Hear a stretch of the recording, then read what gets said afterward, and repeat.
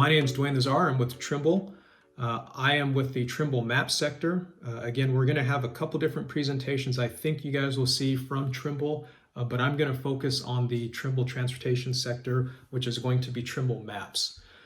Before we can do anything else, we are a publicly traded entity, so I need to start with our safe harbor explanation, which is basically saying Trimble's under no legal obligation to deliver any future products, features, or functions within any specific time frame, if at all. So use this for informational purposes.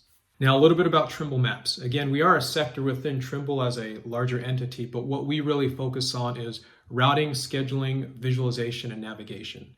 And what that means, if I were to boil that down, is simply you start at one location, you're going to end in an alternate location. What's the best possible way to get there, and how do you get there vehicle safe, vehicle specific, and on time?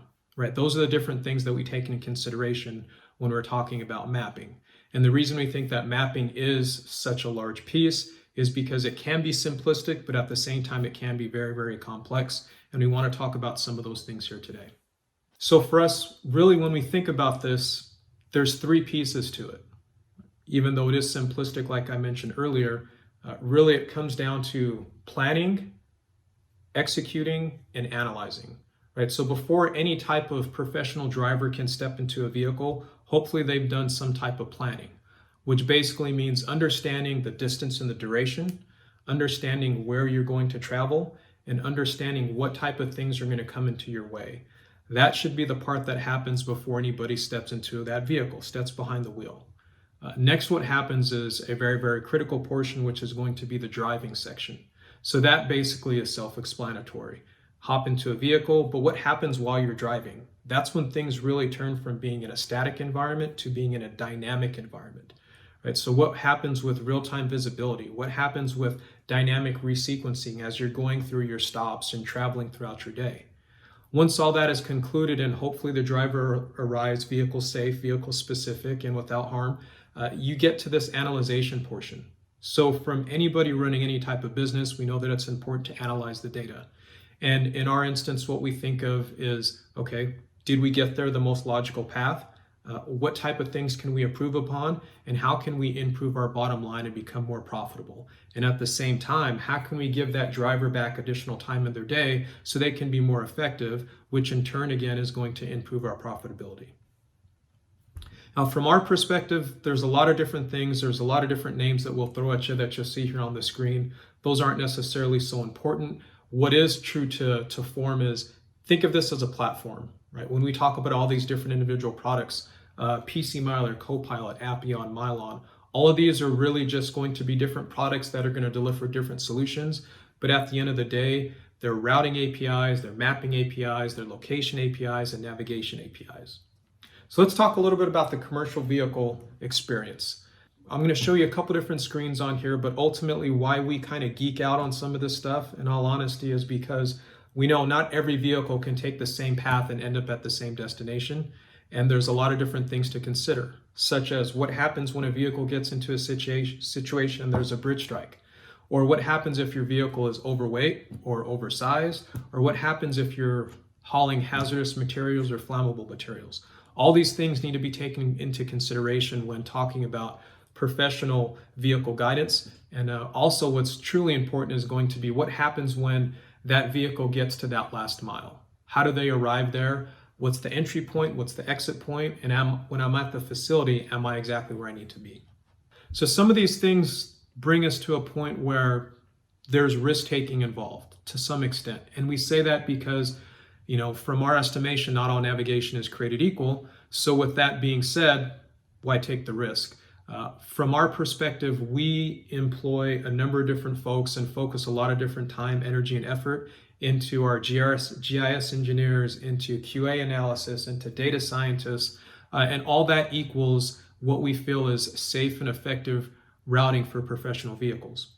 You can see some of the numbers here I have up on the screen, but in a 10-year span, there are over 3,200 bridge strikes. Also, something that is not talked about a lot, which hopefully we can help deter any of this, but there are fatalities. What happens if you're driving and one of your professional drivers, because they weren't given guidance, they get into a fatal situation? And then in addition to that, something on the lighter side is just the impact of being ticketed at a high volume rate, right? So $10,000, $11,000 fines for being in the wrong place at the wrong time or not adhering to specific vehicle restrictions. All these things we take into consideration when we deliver our routing, when we deliver our performance, and we hope that we can deter folks from getting into bad situations. Now, when we continue to talk about navigation, we know that above anything else, navigation needs to be a tool for the professional landscape. If you are a professional driver, if you own a fleet, if you're managing a fleet, all these things are going to be critical to you. But everything at the end of the day starts with the driver. So navigation above anything else has to be a tool for the driver. It has to be clean, it has to be effective, and it has to benefit them in some capacity. In addition to that, though, we know that navigation also needs to be a tool for fleets, meaning how can you impact my bottom line? How can you help me be effective? How can you help me be safe and efficient? So let's talk about some of those different factors. We feel like there are 5 major components to this when we break it down, right? So number 1 is going to be that controlled application setting. And what that basically means is what type of vehicle are you, what things can you do, and what things can't you do. That has to be locked in, and you have to have that accurate. Next is going to be the commercial location data.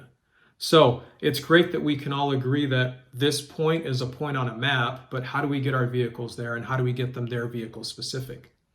Once you have that, you need to take into consideration the site guidance. Now, we all agreed on this one point on a singular map. This is the destination, hopefully. But how do we get you in and out of that facility? And how do we do that effectively? Then what we need to consider are things like dynamic ETAs. Things are constantly changing in a dynamic world with drivers on the road and traffic conditions and surface conditions and road conditions and folks get into accidents. All those things need to be calculated and taken into consideration when routing these folks. And last but not least is you went through all the trouble of planning your work and now you want to work your plan. So we need to give you that real-time post-trip analysis, right? So I can go back and look at all the data and then I can make the necessary adjustments. Let's start on number 1, controlled navigation. This all starts with the settings, right? You need to ensure that your vehicle is being routed appropriately, and the best way to do that is to make sure that you understand what the vehicle profile settings are. And that essentially just means how big is your vehicle, how wide is your vehicle, what does your vehicle like and not like. Taking into consideration things like weight, taking into consideration things like how many axles your vehicle has, or consider things such as, maybe for this particular type of fleet, you don't want them going in and out of international borders. Maybe you want them to stay off of toll roads. All these things are customizable and is something that you can control in a back office environment from one screen to control your entire fleet. Now, in addition to that, there's going to be some type of tribal knowledge that you're going to have, right? So your fleets and your drivers may have gone through the same type of path multiple times, and they understand the best way possible to get there. So they can take the influence of someone who leads the industry in routing and navigation, such as our product and Copilot. But in addition to that, maybe you know for a fact that, hey, at the end of the day, even though you tell me this vehicle can go on this road, which is true, we prefer that it takes an alternate path. So we're going to give you the flexibility to go ahead and avoid or favor different road paths. So that's all going to be based on something that you want, and that's something that you have the flexibility to control. So now let's talk about the location data. This is something that is critical, and if you've ever stepped behind a professional vehicle or you've ever gotten into a vehicle and you have time windows to adhere to and you need to be at a certain place at a certain time, this is going to be critical for you. What this basically boils down to is you need to be accurate in getting to a facility, which is the first part of it. But in addition to that, what type of information can you give me about that facility? Now that we all agree that a point on the map is the point on the map, I now need to know how to enter that facility and how to exit that facility. So all of this location data is going to be critical. We know that at all facilities, you can't enter and exit through the exact same path. At some, you can enter through one path and exit through an alternate path, but also need to consider what are you doing after you conclude this trip? Where are you headed? And all these things are going to be somewhat dynamic and need to be taken in consideration when you're delivering this to your professional driver. If we look at an actual facility, one thing that we feel is going to be critical is that last mile again. So you've shown me how to get to a particular site. Now you've helped me enter through the proper location, but what additional detail can you give me about that facility, right? Hours of operation. Can I park there overnight? What do typical dwell times look like? All this information is going to be critical as I'm a driver And every mile that I have is going to be calculated and hopefully paid for. But at the end of the day, my time is going to be the most critical. If I'm being paid based off of mileage, I need to make sure that I'm taking the most out of every day and making sure that I'm maximizing that time while I'm on the road. So if we can give you exit paths, entry paths, and you can understand the best way to enter a facility, exit a facility, and where to go when you're on that facility, that's going to be a truly beneficial tool for our drivers. Let's talk a little bit more about that last mile or site guidance. Now that's great that we have the availability to create these things in the back office, and folks can go in and dynamically set these polygons and what a geofence looks like around a facility, and we can set entry paths and exit paths. But what's really going to be critical is if you created all this information, let's make sure that we're passing that down to the driver, right? So you have the precise turn-by-turn information, which allows you to get there. But now that you're at the facility, rather than spending additional time on the phone with dispatch or trying to figure out what's the gate code to get into this facility or who am I supposed to meet with while I'm on site, all that information can be delivered to your drivers or delivered to the fleet, and that can be done real time. So they spend less time doing things like making phone calls, and they spend more time doing things that they want to do, which is being a professional driver. So here's some additional detail as to what that looks like from the driver's perspective. Right, so the driver can now get key information such as there's no overnight parking allowed at this facility. So they can take that in consideration as they're approaching this facility. They can also get information as far as the amenities, what's going on with parking, can I shower here? All that type of information is going to be critical, and that's something that can be displayed to your driver and displayed as they're in route to that actual facility. So what does that really mean? That means that for drivers, they can have more dynamic and more accurate ETAs. It also means that when I get to a facility, I can deliver this information on the first time, as opposed to, well, I thought the entry path was in the northeast quadrant. It's actually in the southwest quadrant. I got to go all the way back around the facility to hopefully get there, but I've now missed maybe a possible delivery window. And then obviously the accurate dwell times. All these things really, when you take this in consideration, this is how you can improve a driver's day. This is how you can put more money in their pocket, and this is how you can improve the bottom line as far as your business is concerned.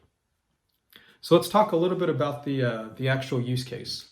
So what we did is we found a very large provider here with over 2,000 tractors, 5,500 trailers, and we kind of started to understand what their situation was. Now, we know that navigation needs to be a tool, so here are some of the ways it can actually benefit in a real life situation.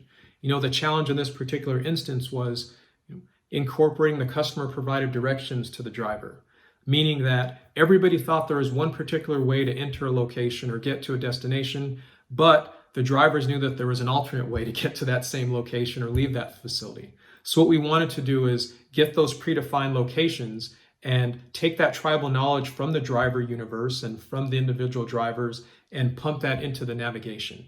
Basically giving drivers added guidance, but very specific guidance. So not just guidance that somebody sitting behind a screen says is the correct path to go, but drivers talking to other drivers and saying, hey, from our experience, this is the ultimate path.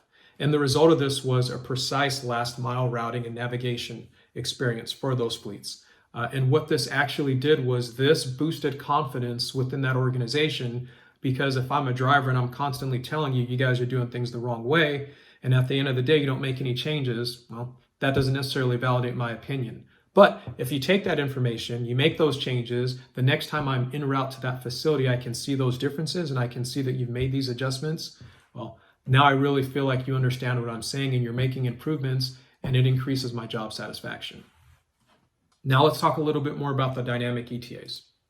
We know that everything that drivers do and professional drivers do is going to be, it's not static, it's going to be dynamic. It's a changing environment, right? Conditions are going to change on the road. Some things we can predict, some things we can't necessarily predict. But what happens at the end of this is every action has a reaction. Sounds cliche, but in this instance, it's very, very critical. Meaning, if you have a planned trip that takes place, starts at 7 a.m. and you have an ETA to deliver something and that's scheduled for 3 p.m. Well, what happens along the way, right? What happens if there's a road incident? What happens if there's a traffic stop? What happens if there's something that is outside of your control that you need to change that ETA? Typically what happens is the driver contacts the dispatcher and dispatcher says, "What's going on, Mr. and Mrs. Driver? Hey, unfortunately, I'm going to be late for this pickup window."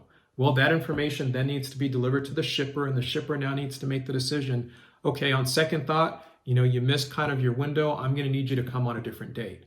All of these things, we can take that into consideration, deliver a more accurate route line for the drivers, and share that information across that group. So now the dispatcher and the shipper all know what's going on, and the driver, most importantly, can understand, hey, even though we know that you have a break coming up, you can take that break here due to the amenities, but we know that your ETA is not simply the distance traveled by the miles it takes to get there, your miles per hour, but we know that it's actually going to be at this particular time due to things like your hours of service break or dwell times or traffic incidents. And this really gives everybody a better experience, understanding where the load is, what time it's going to be delivered, and most importantly, the driver can make better use of their day. Now, last but not least, we need to talk a little bit about the post-trip performance or the post-trip analysis. This is where the fleets are going to put additional time into understanding, are we really taking the best paths? Do we understand what the best path is to take? And do we need to make adjustments? So the availability to go back through, look at your historical data, understand who went where at what particular time, and drill down on those details, right? Did they follow the prescribed route? If they didn't, understand why they did not follow that prescribed route. And if they need to make adjustments to that, they can make those decisions as an organization. Ultimately, if you have the data, you can make better routing decisions in the future. And that's what we hope to deliver. So let's talk about another use case quickly. We also did some additional analysis, and what we found was looking over 5 long-haul carriers and taking roughly 155,000 different routes. What we started to understand was, there's a better way to do things, right? And if we take these routes and we base them off of what we consider, the truth, which is PC Miler, which is the industry standard and has been around for 30 plus years, delivering routing to fleets, whether they're paying drivers on it, whether they're creating routes on it, or whether they're routing trips on it. It's something that's been in circulation for quite some time.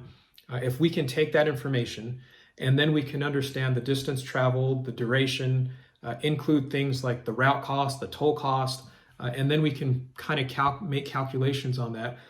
What we found was, on average, fleets could save about 2.16% or roughly $222,000 a month if they were to follow the planned route.